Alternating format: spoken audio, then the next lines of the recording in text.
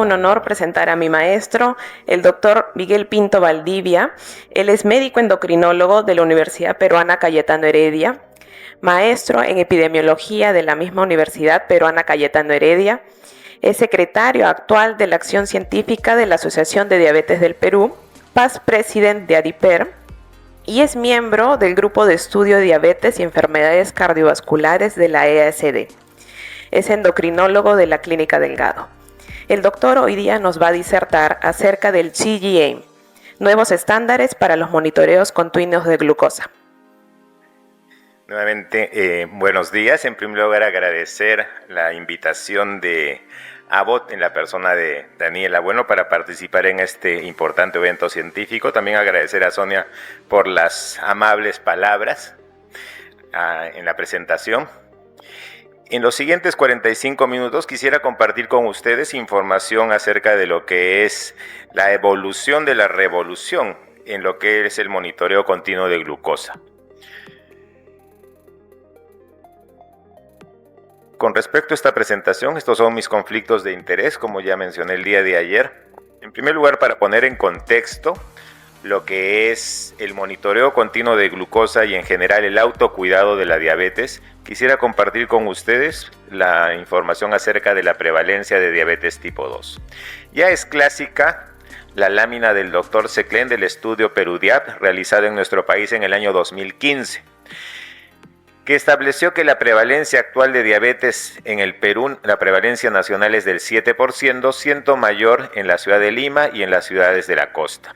Lo interesante del estudio, otra parte interesante del estudio, es que el 40% de los pacientes con diabetes tipo 2 no tenían el diagnóstico previo de la enfermedad. Llevando esto a números absolutos y actualizando, más o menos entre 1.5 y 2 millones de peruanos mayores de 18 años tienen el diagnóstico de diabetes tipo 2. Pero esta epidemia de diabetes, esta avalancha de pacientes diabéticos que vemos todos los días en nuestra consulta, está acompañada de otro dato también aterrador, que es el mal control metabólico. Este es un estudio que hicimos en el Hospital Cayetano Heredia, evaluando a 341 pacientes con diabetes tipo 2. El promedio de edad de 60 años, la hemoglobina glicosilada promedio fue de 8.5 y tenían un alto riesgo de enfermedad cardiovascular con una frecuencia aumentada de hipertensión y dislipidemia. Para este estudio, solamente el 34% de los participantes tenían un valor de hemoglobina glicosilada por debajo del 7%. Sin embargo, el control de las tres variables importantes, hemoglobina glicosilada, colesterol LDL y presión arterial sistólica, solamente se alcanzó en el 12% de los participantes en este estudio. Y también tenemos que recordar el estudio clásico, el UKPDS35 de Rudy Holman, que establece lo que ya habíamos manejado desde hace mucho tiempo. El control adecuado de la hemoglobina glicosilada está relacionado a lo que es una disminución de las complicaciones de la diabetes. He resaltado acá que por cada disminución en el 1% del valor absoluto de la hemoglobina glicosilada, vamos a disminuir en un 21% el riesgo de eventos relacionados a diabetes. Eso es lo que hemos buscado siempre, el control adecuado de la hemoglobina glicosilada. Sin embargo, Rodolfo Galindo, el año 2023 en el BMJ, plantea un cambio en el paradigma del tratamiento de la diabetes tipo 2. Deberíamos pasar, o ya hemos pasado, del control del tratamiento de la diabetes glucocéntrico a uno centrado en las complicaciones y más recientemente con el advenimiento sobre todo de los agonistas del receptor del GLP-1 en un tratamiento centrado en el manejo de la fisiopatología o de la patogénesis, actuando directamente sobre la obesidad y la resistencia a la insulina. Este estudio de Rodolfo Galindo lo que destaca también es la equidad. Y es un problema que tenemos. Muchos de nuestros pacientes no tienen la posibilidad de recibir estos nuevos tratamientos. Y por otro lado destaca dos cosas. No solamente son nuevos tratamientos en el manejo moderno de la diabetes tipo 2, sino también el acceso a la tecnología en diabetes. El día de ayer comentamos acerca de estas nuevas aplicaciones y el rol de la inteligencia artificial en el manejo de la diabetes.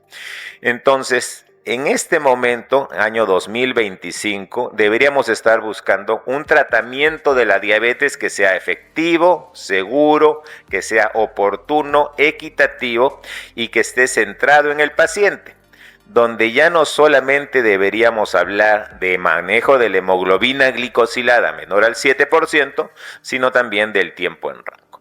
Entonces es ahí donde viene la importancia del monitoreo continuo de la glucosa.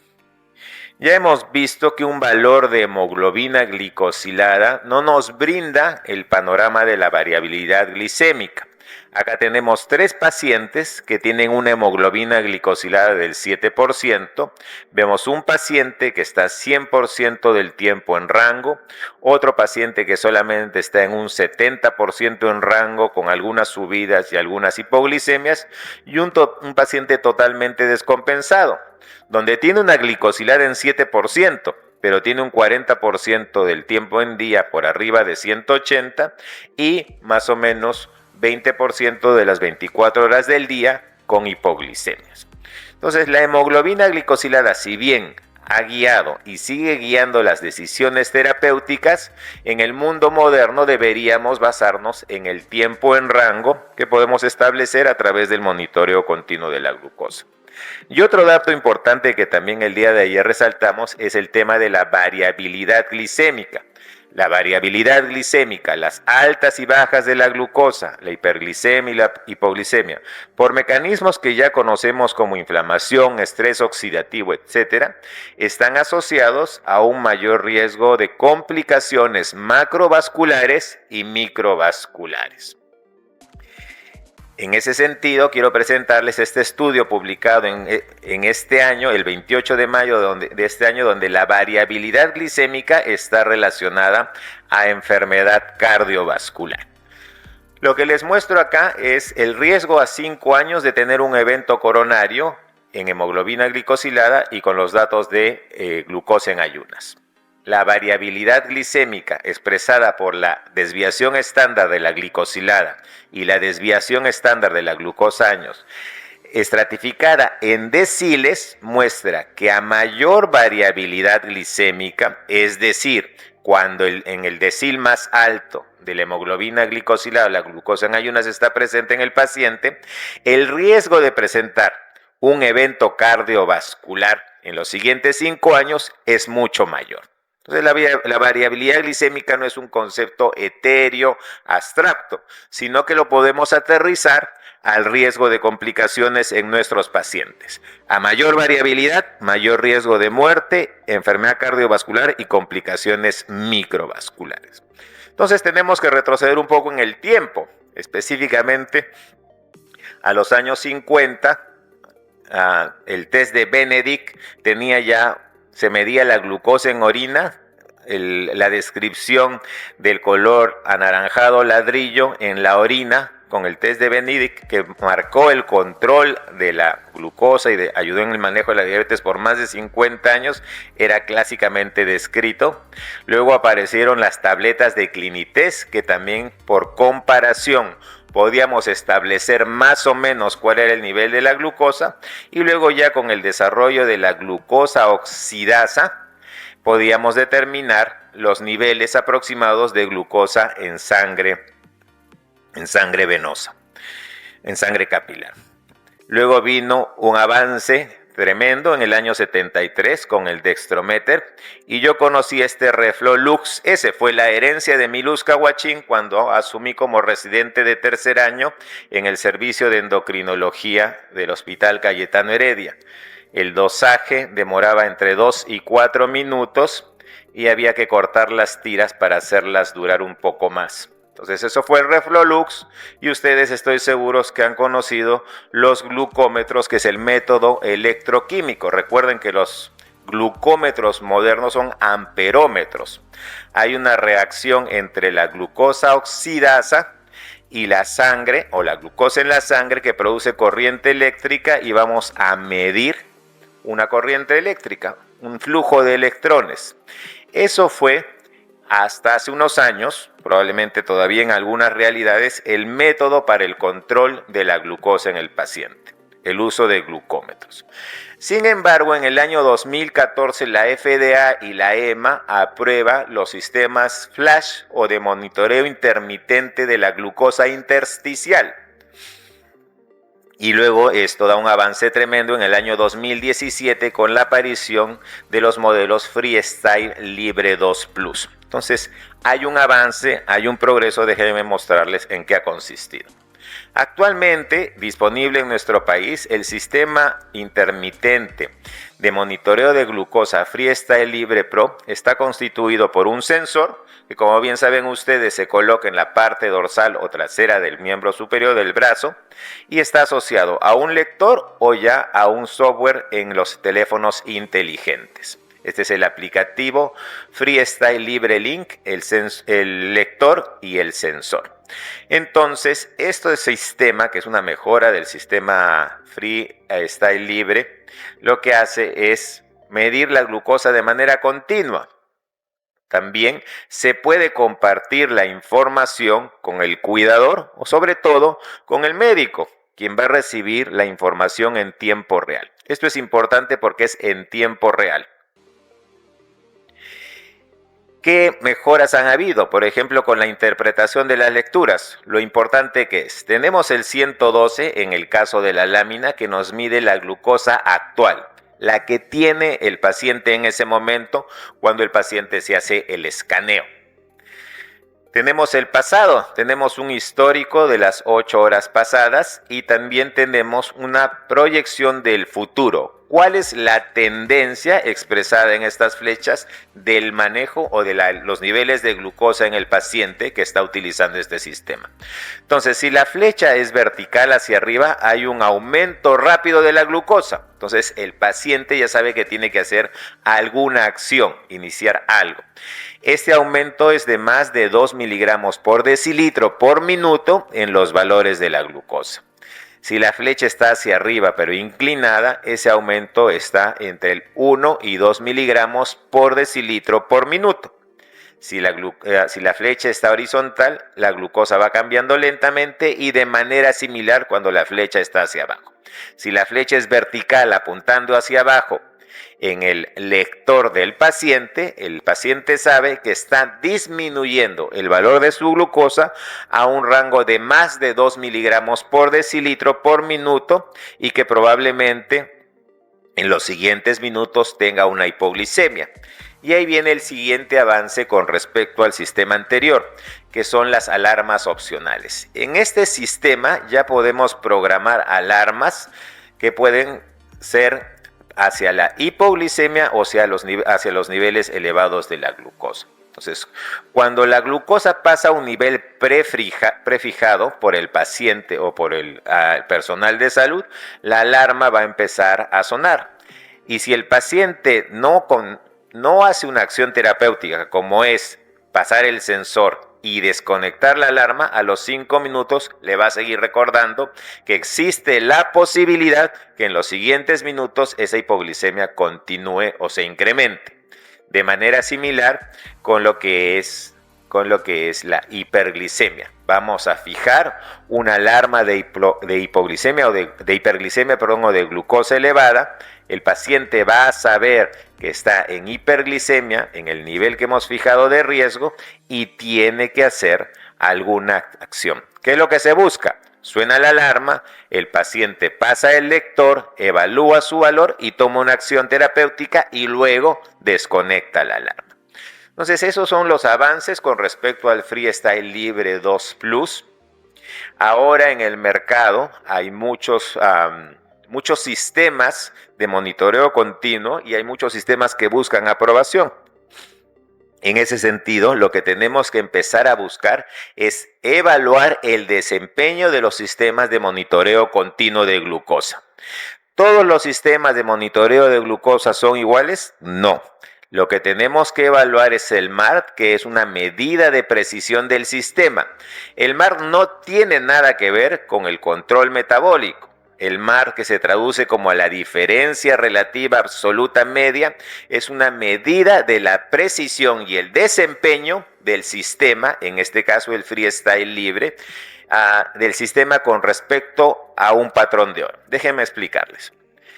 Tenemos los valores medidos en verde por el Gold Standard. El Gold Standard es un método específico, en realidad es un aparato específico para medir glucosa venosa. Es por una tecnología especial, es una marca, un modelo específico.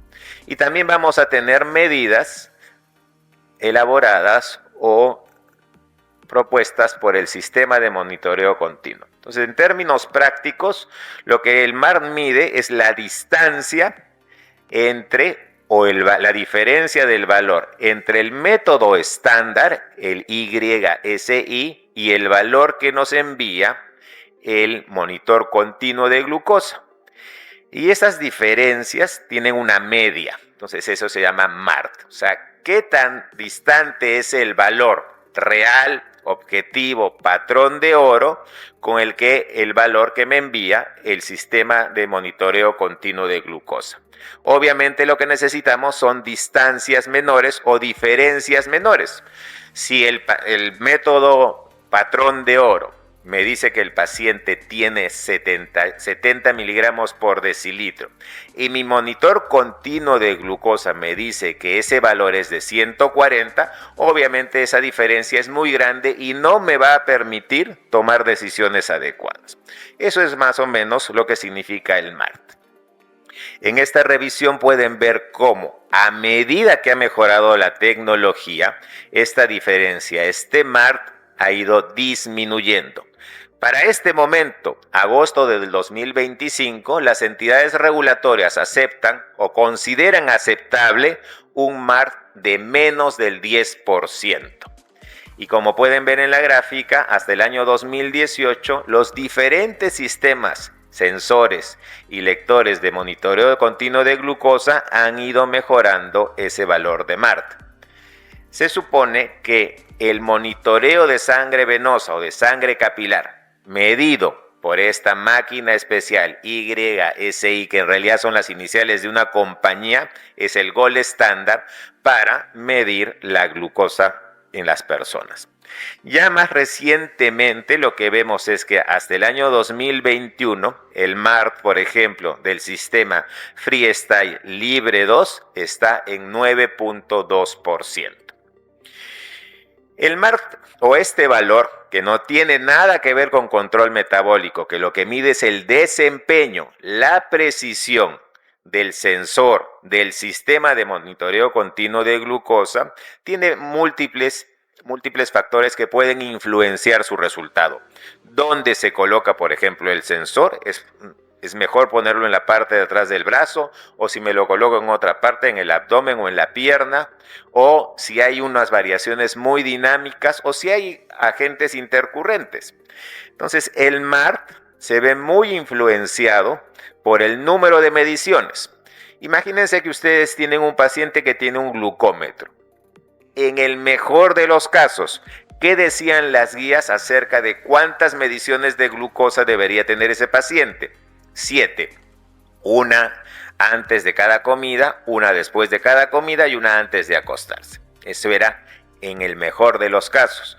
Pero imagínense los monitores continuos de glucosa que miden la glucosa intersticial cada 5 minutos o cada minuto. Pueden ver que hay una serie de números, aumentan de 7 a 14,000 o 5,000 mediciones de la glucosa. Es por eso que los valores o los pares para evaluar el MART se van reduciendo. A mayor número de mediciones, es probable que el MART sea más ajustado, más sensible.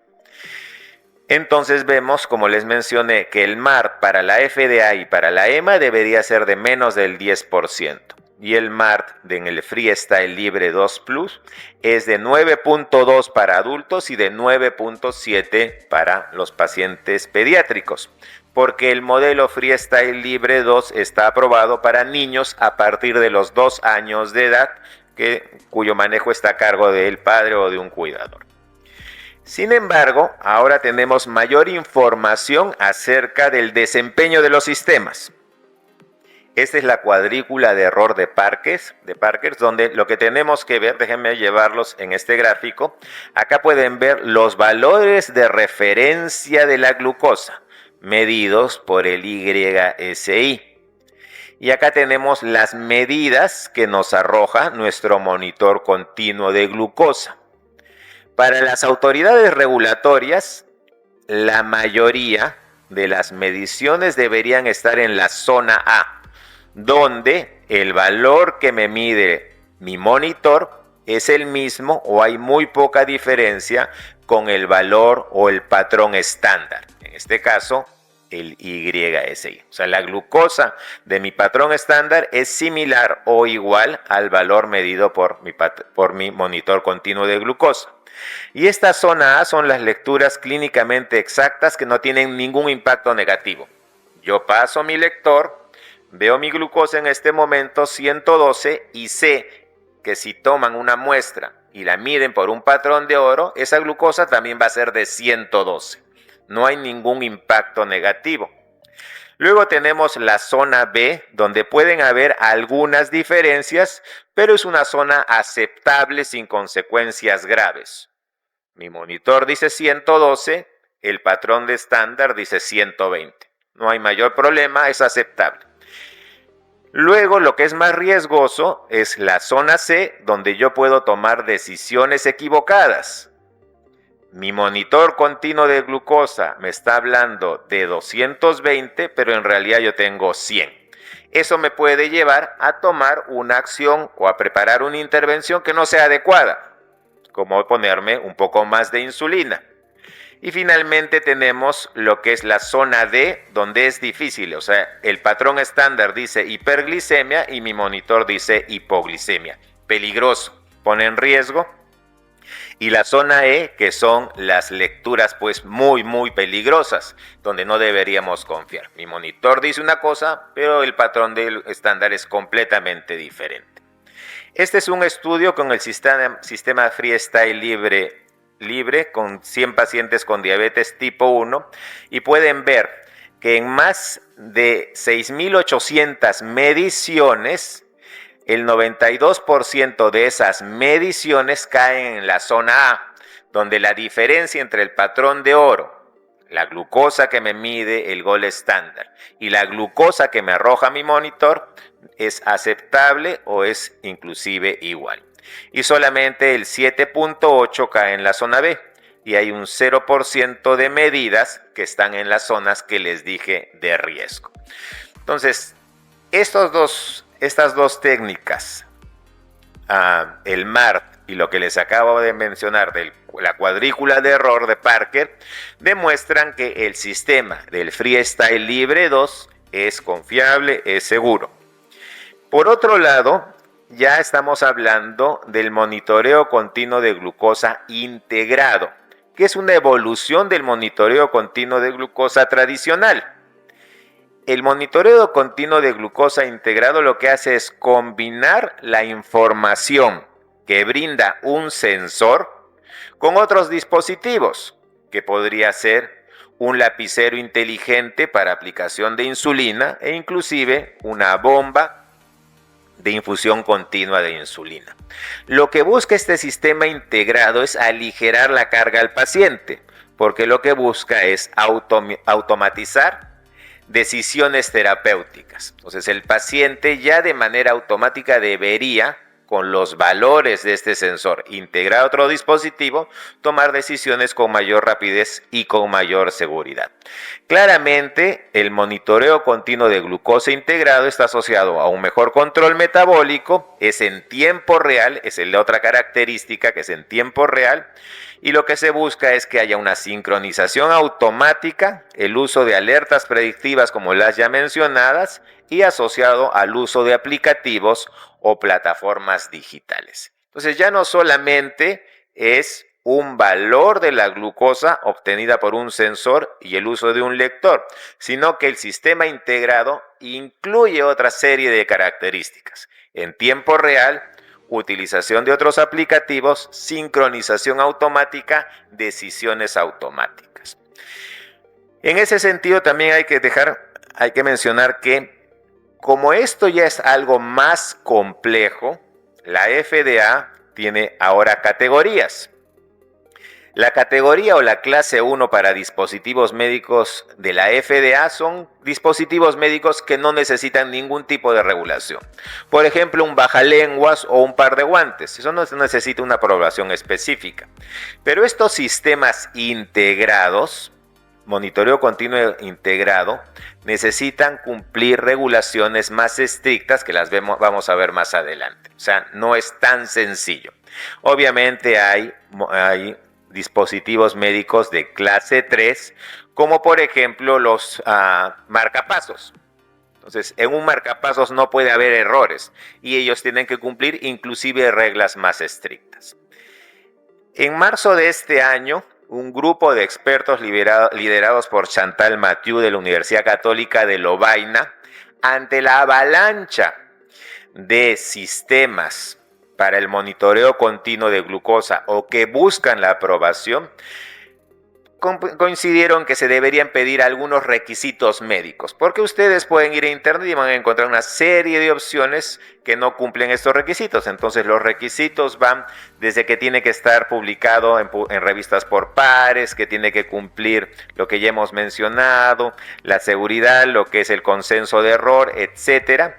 Se piden algunos más específicos. Entonces todo dispositivo médico que busque el monitoreo continuo de la glucosa debería tener un MART menor de 10. El 95% de las mediciones que nos entrega debería estar en la gráfica de Parker en la zona A o B. Debería ser validado en poblaciones como los diabéticos tipo 1 y tipo 2. Deberían ser estudios independientes. Se debería evaluar el tiempo en rango y el nuevo concepto, que es el tiempo estrecho en rango, que es de 70 a 140 y que debería ser transparente. Los algoritmos deberían ser transparentes y evaluables.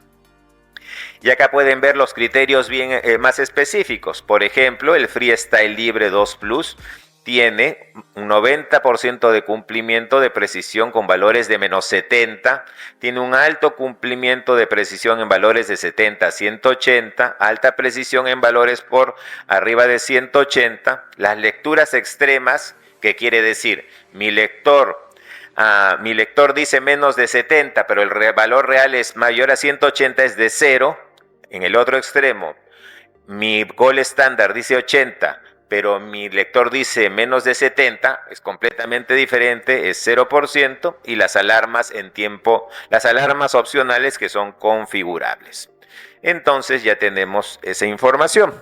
¿Y qué es lo que, con esa información, lo que pide la FDA, lo que pide el consenso, cómo le va al Freestyle Libre 2? Acá tienen en adultos la grilla de error o la cuadrícula de consenso en error, donde pueden ver que el 95.9% de los valores están en la zona A en adultos, y acá pueden ver, utilizando el sensor, está en el 99.9%. Entonces, desde el punto de vista de desempeño y precisión, claramente el modelo o el sistema Freestyle Libre 2 cumple con los requerimientos de EMA, de la FDA y lo que pide el consenso actual. Un sistema que sea preciso y que sea seguro. Ahora, toda esta información acerca del MART, del monitoreo continuo de glucosa y los valores de glucosa, ¿tiene implicancias clínicas? O sea, ¿mi paciente va a tener algo palpable, algún beneficio real? Pues eso lo vamos a ver en las siguientes láminas. Ya el día de ayer discutimos que Tadek Batelino lidera un consenso acerca de cuáles son los objetivos de tiempo en rango para las poblaciones. En general, todos los pacientes deberían tener más de un 70% de tiempo en rango, es decir, valores de glucosa entre 70 y 180, menos de 25% de valores por arriba de 180 y menos del 5% de los valores medidos por el monitor continuo de glucosa en menos de 70. ¿Y por qué? Porque ya hemos validado de que el tiempo en rango está asociado con valores de la hemoglobina glicosilada.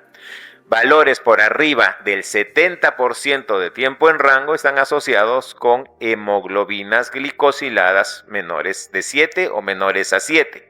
Y que por cada incremento en un 10% del tiempo en rango, hay una disminución del 0.8% en la hemoglobina glicosilada. Entonces, ¿qué beneficios para nosotros tiene ya no estar revisando este tipo de cuadernos o de registros donde el paciente anotaba algunos valores, borroneaba otros? Ahora tenemos los registros o los reportes del monitoreo continuo ambulatorio, donde está claramente establecido si cumple los riesgos, cuáles son las tendencias, y acá pueden ver cómo está la tendencia, el tiempo de uso, el promedio de la glucosa, la hemoglobina glicosilada predicha o lo que es el indicador de manejo de glucosa, la variabilidad glicémica, etc. Y podemos verlo en forma gráfica, día por día, y discutir con el paciente cuáles son las actividades que producen hiperglicemias o hipoglicemias y corregir con el paciente si es que comió mucho, si es que utilizó mucha insulina, etc. El tiempo en rango, ya sabemos, disminuye la hemoglobina glicosilada.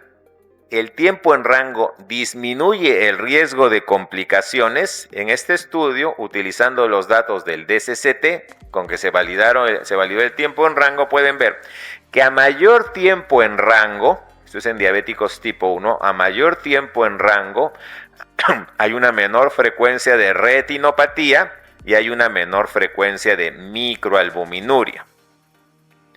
En este estudio, también en diabéticos tipo 1, acá se divide el tiempo en rango en quintiles. Los pacientes que están en el quintil superior son los que están más tiempo en el rango. Pueden ver que hay una disminución de la prevalencia de la retinopatía. Y con respecto en pacientes diabéticos tipo 2 y microalbuminuria, cuando el paciente tiene el tiempo en rango mayor de 70%, la frecuencia o la prevalencia de albuminuria es mucho menor. Acá pueden ver lo que es la prevalencia de albuminuria de acuerdo al tiempo en rango. Si el tiempo en rango mayor a 250 es mayor al 5%, obviamente hay mayor frecuencia de la complicación. El estudio GOLD es un estudio clásico donde a pacientes con diabetes tipo 1 se les da monitoreo continuo de glucosa. Quiero que se fijen en los cuadrados sombreados. Primero se le da al paciente, a un grupo de pacientes, el monitor continuo de glucosa.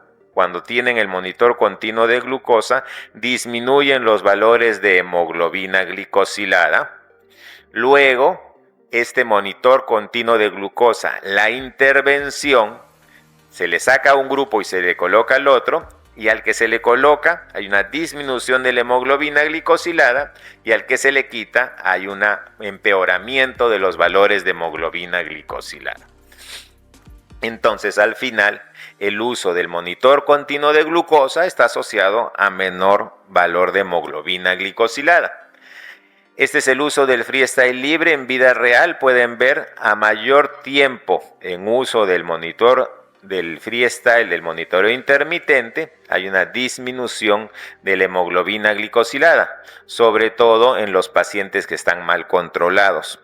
De la misma manera, pueden ver en diabéticos tipo 1, acá pueden ver la hemoglobina glicosilada expresada en valores de milimoles por mol, como a mayor tiempo de uso hay una mejora en la hemoglobina glicosilada, y acá pueden ver cómo antes del monitoreo flash o intermitente hay una frecuencia, los valores o la proporción de pacientes con valores de hemoglobina glicosilada de 7.5 o menos aumenta.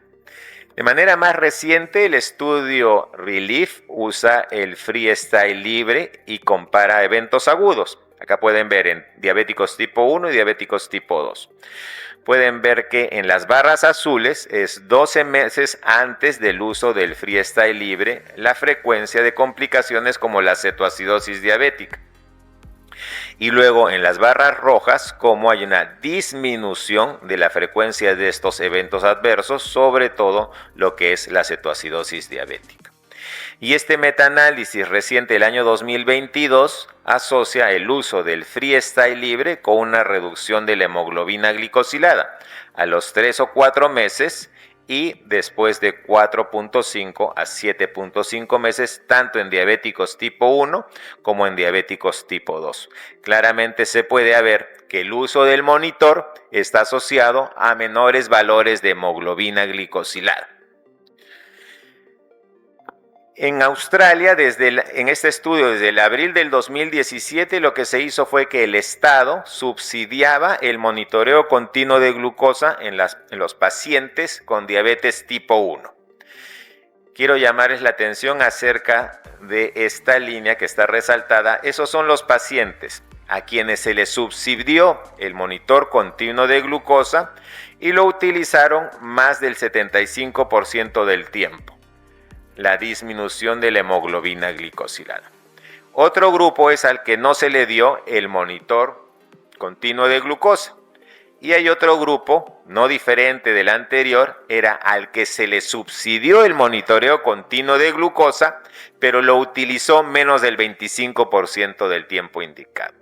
Como todo en medicina, para que algo funcione, tiene que ser utilizado por el paciente. Este es el OR para lo que es buen control metabólico. Si uno utiliza el monitor continuo de glucosa, después de algunos meses su OR, la posibilidad de que su hemoglobina glicosilada esté en menos del 7% es de 2.3 a los 2 años. De manera inversa, tener una hemoglobina glicosilada mayor a 9, cuando uno recibe un monitor continuo de glucosa, su OR para tener una hemoglobina glicosilada a los 2 años es de 0.34. Quiere decir que si yo recibo un monitor continuo de glucosa y lo utilizo más del 75% del tiempo, a los 2 años mi riesgo de tener una hemoglobina glicosilada por arriba de 9 se ha reducido en casi el 70%. Este estudio del año 2021 lo que hace es comparar el uso del monitoreo continuo de glucosa y riesgo de cetoacidosis diabética en pacientes con cetoacidosis recurrente, es decir, que tenían varios eventos por año. Sin uso, estos pacientes tenían 2.9 eventos por año, casi 3 cetoacidosis por año. Con el monitor de glucosa, monitor continuo de glucosa, la frecuencia se redujo a 0.2 eventos por año. En el Reino Unido, el paciente puede recibir un monitor como el freestyle libre y, si es que tiene, para reemplazar el automonitoreo capilar, si es que tiene la hemoglobina glicosilada alta, si es que tiene hipoglicemias frecuentes, si es que tiene miedo a las hipoglicemias o tiene alta variabilidad glicémica. Este cambio está asociado a una reducción en el uso de los recursos hospitalarios o los recursos sanitarios. En este estudio, el uso del freestyle libre está asociado a menor número de admisiones por cetoacidosis, menor número de admisiones por hipoglicemias, menor llamadas a ambulancias por emergencia o menor número de hipoglicemias severas. Ahorras recursos sanitarios. Finalmente, hay un estudio que involucra a 63.8 millones de lecturas, lo que equivalen a 86.4 millones de horas de monitoreo de glucosa o casi 280,000 sensores, una base de datos enormes acerca del uso del freestyle libre en el mundo real. Y pueden ver acá relacionado por el número de escaneos que el paciente se hace por día, el uso del freestyle libre está asociado a una disminución de la hemoglobina glicosilada, al número de horas dentro del rango, al número de variaciones en hipo o hiper. Entonces, el uso del monitor continuo de glucosa está asociado a beneficios tangibles, palpables y objetivos en nuestros pacientes. Richard Bergenstahl dirige el Instituto Internacional de Diabetes en Minneapolis, en los Estados Unidos, y es una voz muy respetada y autorizada en el monitoreo continuo de glucosa. Y él menciona en una de esas láminas que hemos pasado de la era de monitorizar el control metabólico del paciente con diabetes solamente con la hemoglobina glicosilada, donde perseguíamos de manera obsesiva la hemoglobina glicosilada de menos del 7%, con el riesgo de ganancia de peso, hipoglicemias, al monitoreo continuo de glucosa. Y ahora el monitoreo continuo de glucosa está asociado a tiempo en rango, tiempo estrecho en rango, etc. En conclusión, el manejo actual de la diabetes en adultos y en niños debería incluir el monitoreo continuo de glucosa. El monitoreo continuo de glucosa está asociado con un mejor control metabólico, hemoglobina glicosilada, un menor riesgo de hipoglicemias, mejora la calidad de vida de los pacientes, un menor uso de los recursos sanitarios y una reducción palpable y objetiva en el riesgo de complicaciones, tanto microvasculares como macrovasculares.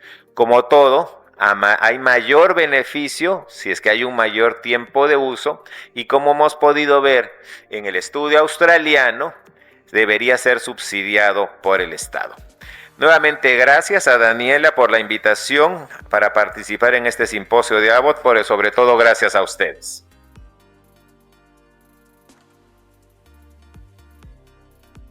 Muchas gracias, doctor Pinto, por la brillante ponencia. Pasamos a la sesión de preguntas. Aquí tenemos el QR que van a proyectar.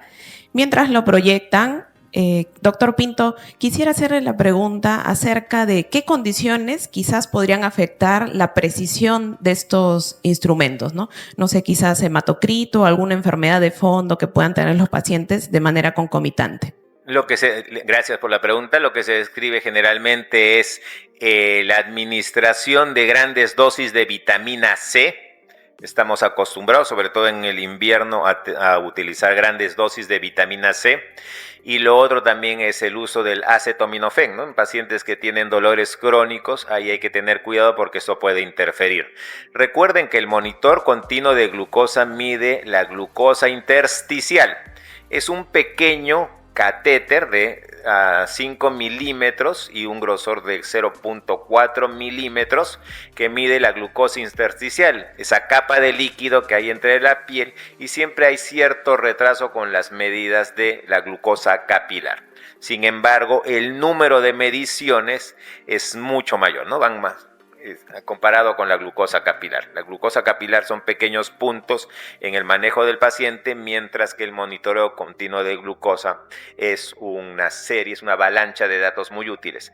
Es tan la cantidad de datos que el día de anteayer 14 de agosto, Bergenstahl ha publicado un estudio que hablan de la densidad de glucosa. Ya no estamos hablando de tiempo en rango, sino es como un mapa de calor que habla de la densidad de la glucosa y te brinda mucha mayor información.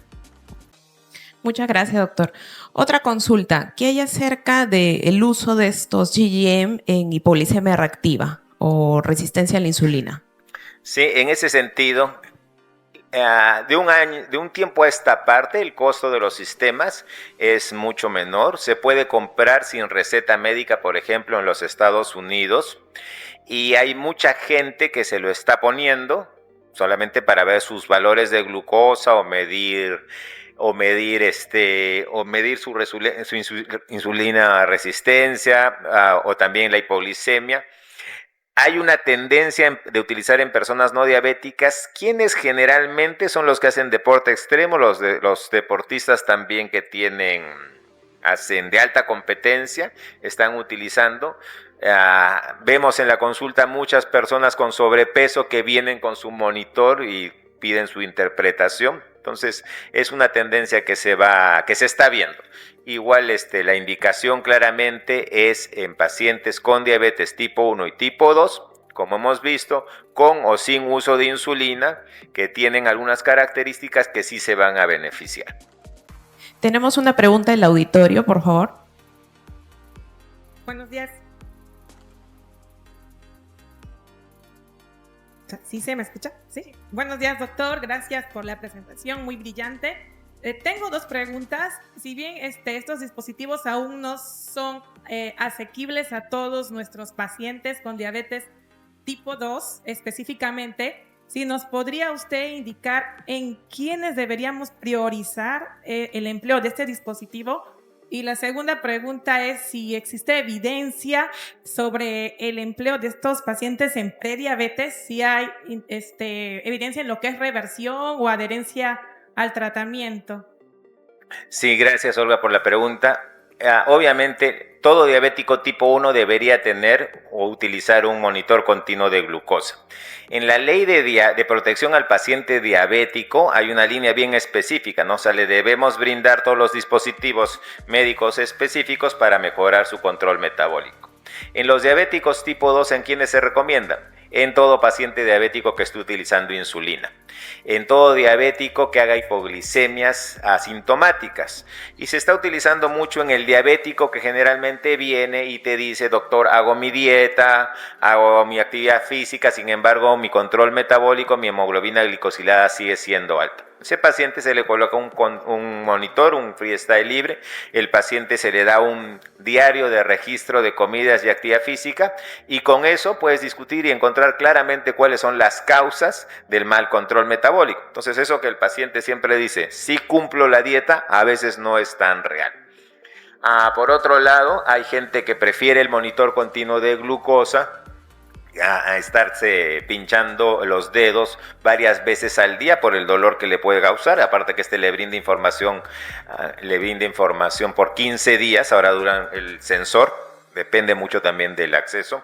En prediabetes, hace un mes el doctor Julio Lee dio una charla en Adipera acerca del uso en prediabetes. No está recomendado, no está aprobado, sí vemos a mucha gente, pero el hecho de que un paciente con prediabetes cuente con esta gran cantidad de información le lleva a tomar decisiones o ser más proactivo en los cambios de estilo de vida. Eso sí se ha visto. En pacientes obesos, ahora sé que el doctor Manrique está corriendo un estudio en obesos sin diabetes. En estas personas, obtener información acerca de su estilo de vida y qué están haciendo mal les permite mejorar su control, les permite bajar más rápido de peso. Entonces, como nuevamente, es una gran cantidad de información la que obtienes a través del monitor continuo de glucosa, y eso también te puede llevar a tomar mejores decisiones en el día a día. ¿Tenemos otra pregunta en el auditorio? Doctor Pinto, muchas gracias por la excelente charla. ¿Alguna experiencia o algunas recomendaciones en los pacientes con diabetes gestacional?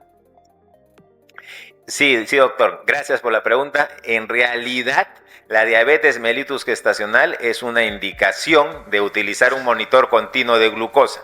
Toda mujer con diabetes mellitus gestacional debería tener un monitor continuo de glucosa.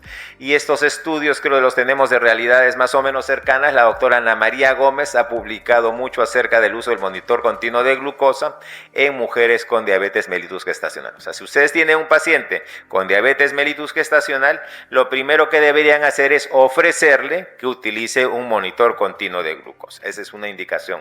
Gracias, doctor, por recordar eso. ¿Qué tal, doctor? Muchas gracias por su ponencia. Quería hacer una consulta. Yo sí tengo pacientes con CGM, pero quería ver cuál era su recomendación con respecto a los valores extremos, cuando hay muy bajos o qué valor mínimo puede marcar el CGM y valor... Sí.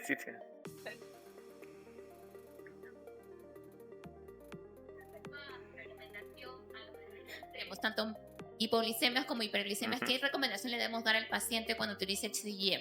Gracias, doctora, por la pregunta. En realidad es importante.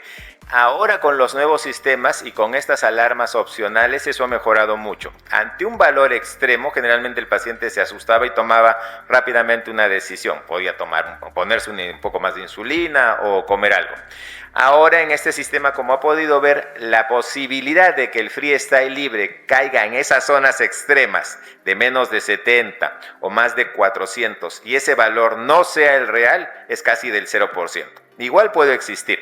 La recomendación es, si la alarma opcional de mi lector o de mi teléfono celular empieza a sonar diciendo que he atravesado el umbral de un valor, la recomendación es sacar el lector, hacer una lectura, porque estos sensores, estos sistemas no vienen calibrados de fábrica, o sea, no hay que calibrar, y después de hacer la lectura en ese momento, tomar la decisión de comer algo o ponerse la insulina.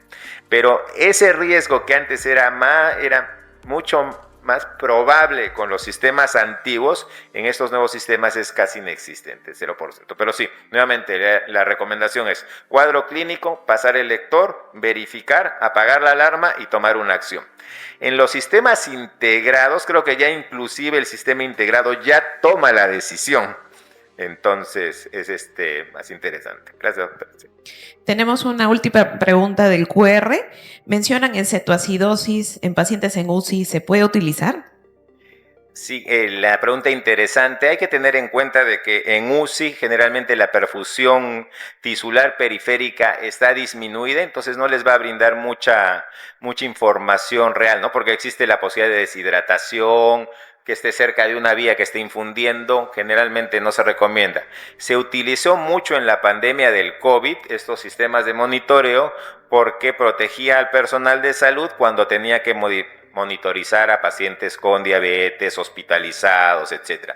Pero ahora por los temas hay point of care que sí utilizan en Estados Unidos, no tengo mucha experiencia, no veo pacientes yo hospitalizados, pero sí hay alguna experiencia en la pandemia del COVID que se utilizaba, teniendo en cuenta que el paciente en UCI puede tener problemas de difusión tisular, problemas de deshidratación, las vías, etc. Entonces yo creo que de todas maneras, en ese caso todavía tiene un rol el uso del glucómetro, ¿no? De medir la glucosa capilar.